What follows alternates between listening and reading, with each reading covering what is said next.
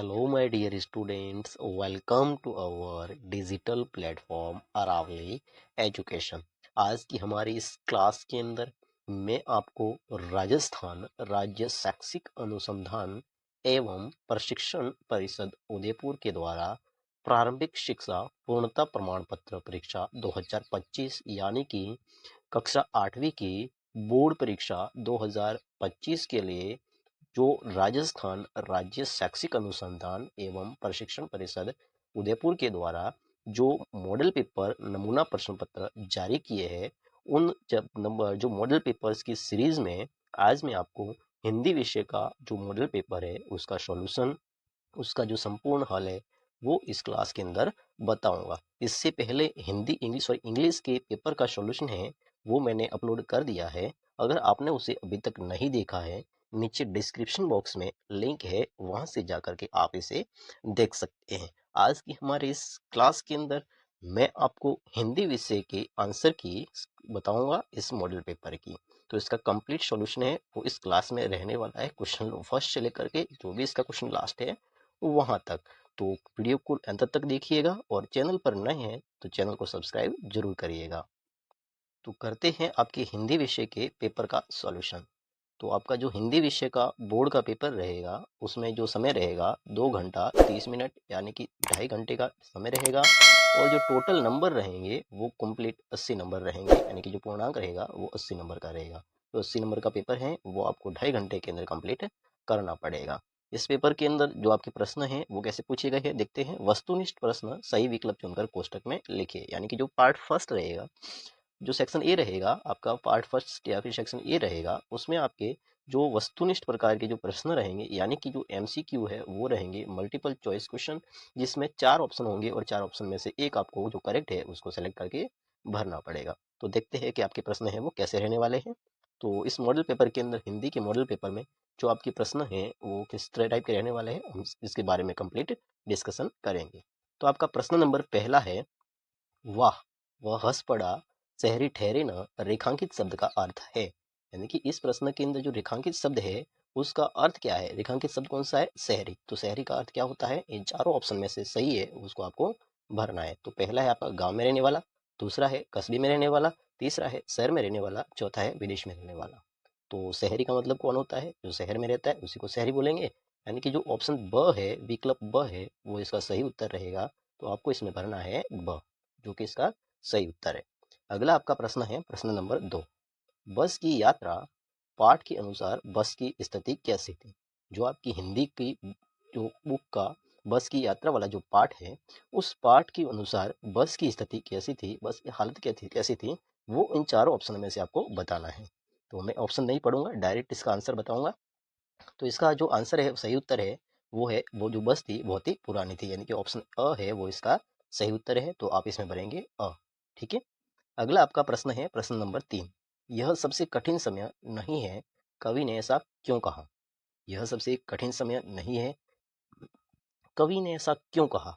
तो इसका सही उत्तर है वो है आपका ऑप्शन स, यानी कि अभी लोगों में आशा व विश्वास बचा है, इसलिए यह सबसे कठिन समय नहीं है, कवि ने ऐसा कहा कि अभी लोगों में विश्वास व आशा बाकी है, यानी कि इसमें आप भरेंगे स, उत्तर इसका सही है। अगला आपका प्रश्न है प्रश्न नंबर 4। जो प्रश्न नंबर 4 है, शीस पगान झंगा तन में, शीस पगान झंगा तन में प्रभु जाने को आई बसे के ही ग्रामा, रेखांकित शब्द का अर्थ है। इसमें भी जो फर्स्ट वाला आपका पहला प्रश्न था उसी के अनुसार है। तो इसमें आपका जो रेखांकित शब्द है वो तन, तो तन का मतलब क्या होता है, चारों में से आपको सही है उसको बताना है। तो आप सबको पता है कि तन का मतलब क्या होता है, शरीर, यानी कि ऑप्शन स है वो इसका सही उत्तर है। तो इसमें आप भरेंगे स। ठीक है। अगला आपका प्रश्न है प्रश्न नंबर 5, एक प्रत्यय से बना शब्द है, यानी कि एक प्रत्यय लगा करके कौन सा शब्द बनाया गया है, इन चार में से आपको ढूंढना है। तो इसमें से सही उत्तर है वो है आपका ऑप्शन ब, यानी कि सामाजिक। ठीक है, यानी कि ब है वो इसका सही उत्तर है। देखते हैं इसमें आपका आंसर आएगा ब। अगला आपका प्रश्न है प्रश्न नंबर 6। प्रश्न नंबर 6 है, अभी भी एक रेलगाड़ी जाती है वाक्य में रेखांकित शब्द का बहुवचन, यानी कि ये फर्स्ट वाले के जैसा ही है, लेकिन इसमें अब की बार आपको उसका बहुवचन बताना है। तो रेखांकित शब्द कौन सा है? रेलगाड़ी। तो रेलगाड़ी एक वचन है, तो रेलगाड़ी का बहुवचन हो जाएगा रेलगाड़ियाँ, लेकिन इसकी जो मात्रा है वो छोटी लग जाएगी, यानी कि ऑप्शन स है वो इसका सही उत्तर रहेगा, यानी कि स है इसका सही उत्तर। इसमें भरेंगे आप स। अगला प्रश्न है प्रश्न नंबर 7। जहाँ पहिया है पाठ के अनुसार हवाई जहाज उड़ाने उड़ाने जैसी उपलब्धि है, तो वह पहिया है, ये आपकी हिंदी का पाठ है। इस पाठ के अनुसार एक हवाई जहाज को उड़ाने जैसी उपलब्धि है, कैसी है? तो इसका सही उत्तर है साइकिल चलाना, ठीक है ना। स है वो इसका सही उत्तर रहेगा, तो इसमें भरेंगे स। अगला प्रश्न है आपका प्रश्न नंबर 8। सूर्य चिरजीवो दो भैया, सूर्य चिरजीवो दो भैया कथन द्वारा सूरदास किस जोड़ी की बात कर रहे हैं? तो ये जो सूरदास ने कथन कहा था, इस कथन के अंदर जो दो भैया यानी कि दो भाई की जोड़ी है, वो किस जोड़ी के बारे में बताया गया है? तो इसमें सही उत्तर है वो है आपका कृष्ण बलराम, यानी कि ऑप्शन द है वो इसका सही उत्तर रहेगा। तो इस तरह से आपके से जो पार्ट फर्स्ट रहेगा, पार्ट फर्स्ट के अंदर यानी कि क्वेश्चन 1 से लेकर के क्वेश्चन 8 तक आपके एक एक नंबर के सारे एमसीक्यूज रहेंगे, यानी कि अब सदव रहेंगे, मल्टीपल चॉइस क्वेश्चन है, वस्तुनिष्ठ प्रकार के प्रश्न रहेंगे, वो सारे के सारे एक एक नंबर के रहेंगे। तो 8 नंबर तो आपके इजीली से आ सकते हैं। अगले सेक्शन में देखते बात करते हैं अगला सेक्शन क्या है। तो अगला सेक्शन आपका रहेगा, आपका सेक्शन जो सेकंड रहेगा वो रहेगा आपका अति लघुत्रात्मक, यानी कि अति लघुत्रात्मक का मतलब शॉर्ट आंसर टाइप, ठीक है ना। अति लघु वेरी शॉर्ट आंसर टाइप। इसमें प्रश्न 9 से 14 तक पूछे गए हैं। तो प्रश्न आपका 9 है, पानी की बूंद पेड़ों द्वारा कैसे पकड़ी गई? इसका उत्तर आपको लिखना है। प्रश्न नंबर 10 है, आकाश को लेकर क्या मैं चाटूंगा, बाज और सांप पाठ के अनुसार सांप ने ऐसा क्यों कहा? इसका उत्तर आपको लिखना है। प्रश्न नंबर 11 है, दिन प्रति हानि होती गोरस की सूरदास के पाठ के अनुसार गोपी ने यशोदा से ऐसा क्यों कहा? और 12वां प्रश्न है आपका, भगवान के डाकिए पाठ के अनुसार पक्षी और बादल एक देश से दूसरे देश क्यों जाते हैं? इसका उत्तर आपको लिखना है। तो इन चारों प्रश्नों का उत्तर है वो मैं अब आपको दिखाता हूं। तो चलो देखते हैं इसके आंसर। प्रश्न नंबर 9 का उत्तर है, पानी की बूंद पेड़ के पास की भूमि में बहुत दिनों तक इधर से उधर घूम रही थी। वह कणों का हृदय टटोलती फिरती थी, अतः पेड़ की रों द्वारा पकड़ी गई।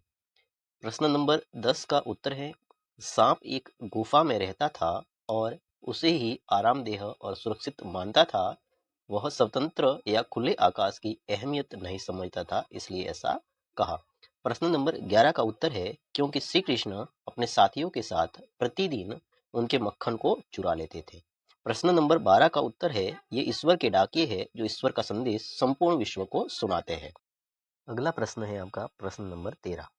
सु उपसर्ग लगाकर दो शब्द बनाइए, यानी कि सु उपसर्ग से आपको दो शब्द बना करके लिखने हैं। तो सु से बहुत सारे शब्द हैं, तो यहाँ पे दो आपको ही लिखने हैं। तो मैं यहाँ पे लिख के बता देता हूँ। आपका जो पहला है वो तो है सुगम, आप कुछ भी लिख सकते हो सु उपसर्ग के साथ में, ठीक है ना। और दूसरा है सुपुत्र, ठीक है, जो कि एक एक नंबर के दोनों हैं। अगर दोनों सही है तो आपके 2 नंबर आ जाएंगे। अगला प्रश्न है आपका प्रश्न नंबर 14। सच का विलोम शब्द झूठ है। जिस तरह से सच का जो विलोम शब्द झूठ होता है, इसी प्रकार निम्नलिखित शब्दों के विलोम शब्द लिखिए। तो जिस प्रकार सच का जो विलोम शब्द झूठ होता है, उसी के अनुसार आपको ये जो वर्ड लिखे हुए, जो शब्द लिखे हुए हैं, इनके अनुसार जो विलोम शब्द है वो आपको लिखने हैं। तो क है आपका उजाला, तो उजाले का क्या होता है आप सबको पता है, उजाले का होता है अंधेरा, ठीक है ना। दूसरा शब्द है आपका ख, नरम, नरम का क्या होता है कठोर, कठोर भी हो सकता है, और एक और इसको बोल सकते हैं सख्त, ठीक है ना, सख्त। तो इस तरह से ये दोनों एक एक नंबर के हैं, 2 नंबर के।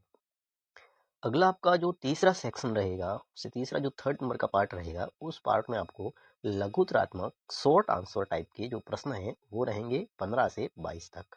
तो देखते हैं प्रश्न। प्रश्न नंबर 15 है, बस की यात्रा पाठ के अनुसार बताइए कि जो व्यक्ति यात्रियों को बस तक छोड़ने आए वे बस को आश्चर्य से क्यों देख रहे थे। प्रश्न नंबर 16 है, ईमानदारी को मूर्खता का पर्याय समझा जाने लगा है, क्या क्या निराशा हुआ जाए, पाठ के आधार पर इस कथन के पक्ष में तर्क दीजिए। तो देखते हैं इनके आंसर। अगला प्रश्न है प्रश्न नंबर 17। जो प्रश्न नंबर 17 है वो है आपका सप्रसंग व्याख्या कीजिए। यहाँ पे आपको सप्रसंग व्याख्या करनी है। आपका एक जो पद्यांश है वो है, हम भिखमंगों की दुनिया में स्वच्छंद लुटा कर प्यार चले, हम एक निशानी से ओर पर ले सफलता का भार चले। ये जो पद्यांश है इसकी आपको सप्रसंग व्याख्या जो करनी है। तो चलो इनके आंसर मैं आपको बताता हूँ। प्रश्न 15 का उत्तर है, बस खूब व्योवृद्ध थी जिसे देखकर कहा जा सकता है कि वह कभी भी कहीं भी दुर्घटनाग्रस्त होकर बंद हो सकती है।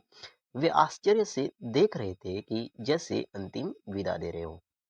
प्रश्न 16 का उत्तर है, हमारे देश में इन दिनों ऐसा माहौल बना हुआ है कि ईमानदारी एवं मेहनत से जीविका चलाने वालों को तो भोला भाला निरीह ही मूर्ख समझा जाता है और ठगी डकैती चोरी तस्करी करने वालों को समझदार माना जाता है। प्रश्न नंबर 17 का उत्तर है, प्रसंग सप्रसंग व्याख्या करनी थी। इसमें प्रसंग है, यह पद्यांश भगवती चरण वर्मा द्वारा रचित कविता दीवानों की हस्ती से लिया गया है। यहाँ कवि कहता है कि चाहे लोग वीरों को कुछ न दे पाए, लेकिन वीर समाज के सभी लोगों के लिए मंगल कामना करते हुए अपना सर्वस्व लुटाने में संकोच नहीं करते। व्याख्या है इसकी, कवि ने इस संसार को भिखमंगा कहा है क्योंकि संसार का यह स्वभाव है कि वे हमेशा दूसरों से कुछ न कुछ प्राप्त करना चाहते हैं। किसी को कुछ देना उनके स्वभाव में नहीं है, लेकिन बलिदानी वीर सभी पर समान रूप से अपना प्रेम लुटाते हैं। उनके हृदय पर एक ही असफलता की निशानी है कि उनके द्वारा अत्यधिक प्रयत्न करने के बावजूद भी वे स्वाधीनता प्राप्त न कर सके। अगला प्रश्न है प्रश्न नंबर 18, निम्नलिखित मुहावरों का अर्थ बताकर वाक्य में प्रयोग कीजिए। मुहावरों का अर्थ बताना है और वाक्य में प्रयोग करना है। दोनों मुहावरे हैं वो दो दो नंबर के हैं, दोनों 4 नंबर के रहेंगे। पहला मुहावरा है आपका दूम दबाकर भाग जाना। तो सबसे पहले तो इस मुहावरे का अर्थ बताना है, उसके बाद में इस मुहावरे का वाक्य में प्रयोग करना है। तो चलो देखते हैं इसका उत्तर। तो इसका अर्थ तो है डर कर भाग जाना, और वाक्य में इसका प्रयोग है, पुलिस की गाड़ी को देखकर चोर दुम दबाकर भाग गए। ये इस तरह से वाक्य में इसको प्रयोग करना है। ये वाक्य में आ गया चोर, सॉरी यहाँ से दुम दबाकर भाग गए, ठीक है ना, दुम दबाकर भाग जाना। अगला आपका मुहावरा है वाह चारों खाने चित होना। तो इसका भी सेम आपको मुहावरे का अर्थ बताना है और वाक्य में प्रयोग करना है। तो देखते हैं इसका उत्तर। वाक्य में सॉरी इसका अर्थ है आपका बुरी तरह परास्त होना। ये तो इसका अर्थ है। अब वाक्य में इसका प्रयोग देखते हैं। प्रतियोगिता में नेहा ने सभी प्रतिद्वंदियों को चारों खाने चित कर दिया। ये वाक्य में प्रयोग हो गया, चारों खाने चित कर देना, ठीक है ना। अगला प्रश्न है आपका प्रश्न नंबर 19, वाहन चलाते समय आप कौन कौन सी सावधानियां रखेंगे। कोई 4 सावधानियां लिखनी है, ठीक है। एक 4 नंबर का है तो एक सावधानी का 1 नंबर, चारों का 4 नंबर। अगला प्रश्न है आपका प्रश्न नंबर 20, स्वस्थ रहने के लिए भोजन की कौन सी आदतों को आप अपने जीवन में अपनाना चाहेंगे। कोई चार आदत लिखनी है और 4 नंबर का प्रश्न है, एक आदत का 1 नंबर, ठीक है ना। तो 4 आदत का 4 नंबर।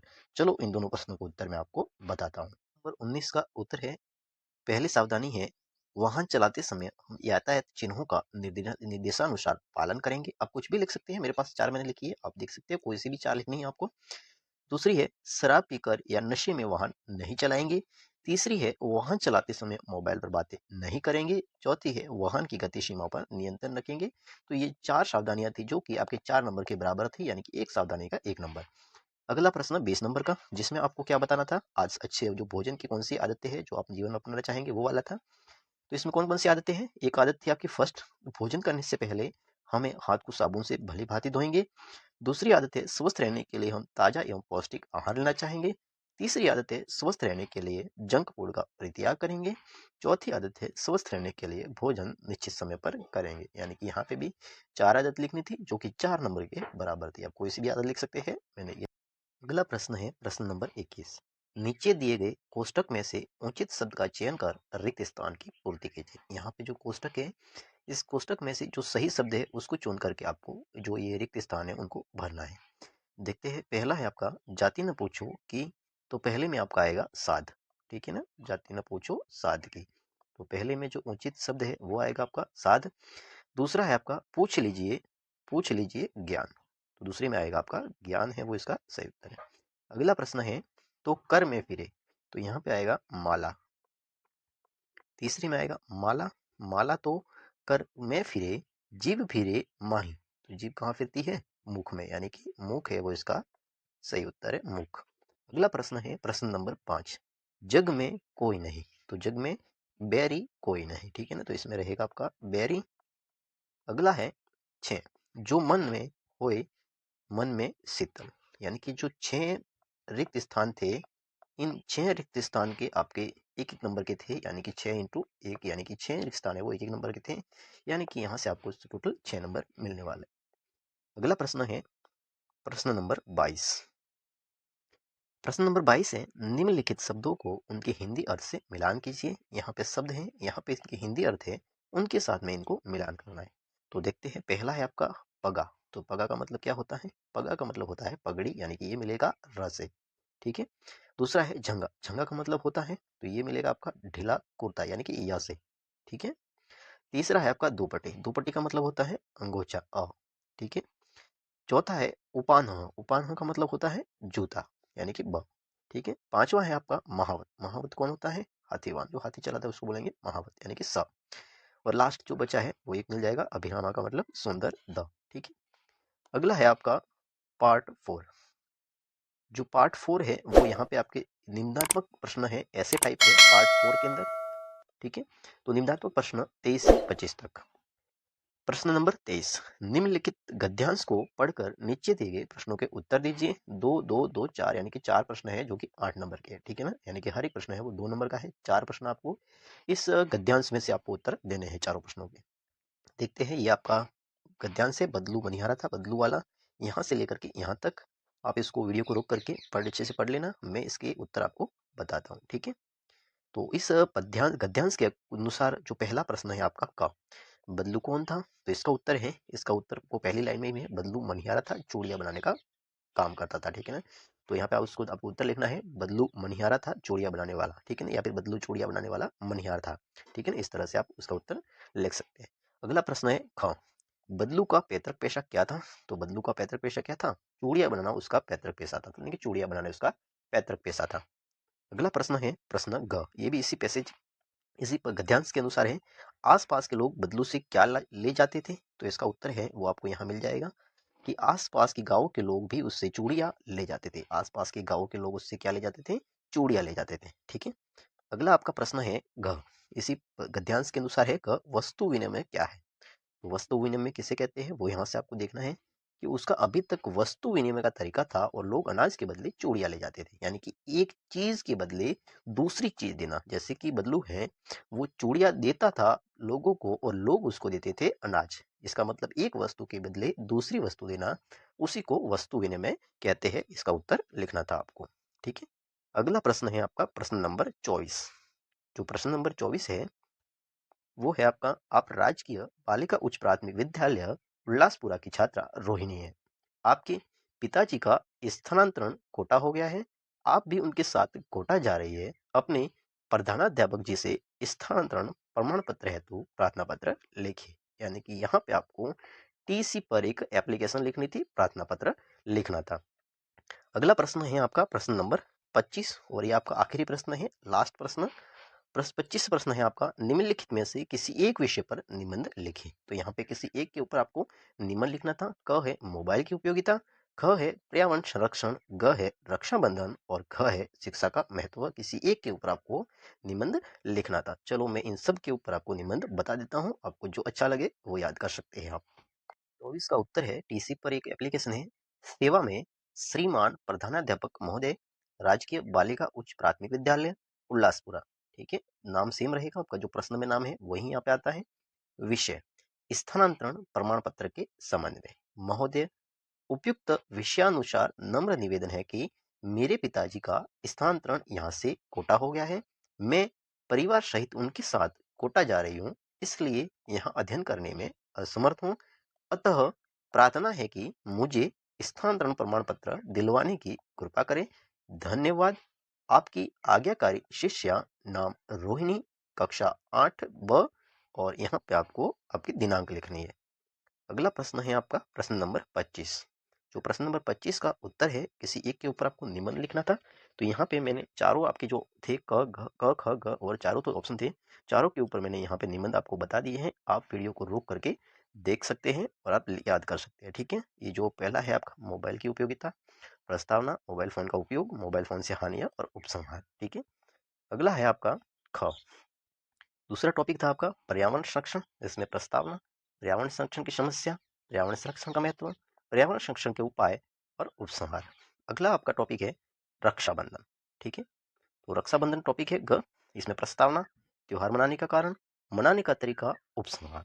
अगला प्रश्न है आपका, अगला टॉपिक है आपका ग है शिक्षा का महत्व, प्रस्तावना, शिक्षा का प्रसार, शिक्षा का महत्व, उपसंहार। तो इस तरह से आपका जो ये 25 नंबर का प्रश्न था, जिसमें 4 टॉपिक थे, चारों में से किसी एक के ऊपर आपको निबंध लिखना था, तो मैंने चारों पर बता दिया है। आप जो तो इस तरह से आज की इस क्लास के अंदर मैंने आपके हिंदी के मॉडल पेपर के अंदर प्रश्न नंबर 1 से लेकर के प्रश्न नंबर 25 का जो संपूर्ण हल है, कंप्लीट सॉल्यूशन है। मुझे आशा है कि ये वीडियो आपको बहुत ही पसंद आई होगी। वीडियो पसंद आई हो तो लाइक करें, दोस्तों के साथ में शेयर करें, चैनल को सब्सक्राइब करें और किसी स्पेशल मॉडल पेपर का आपको सॉल्यूशन चाहिए तो नीचे कमेंट बॉक्स में ज़रूर बताएं, तो मैं पर्सनली आपके लिए एक नई क्लास उसके लिए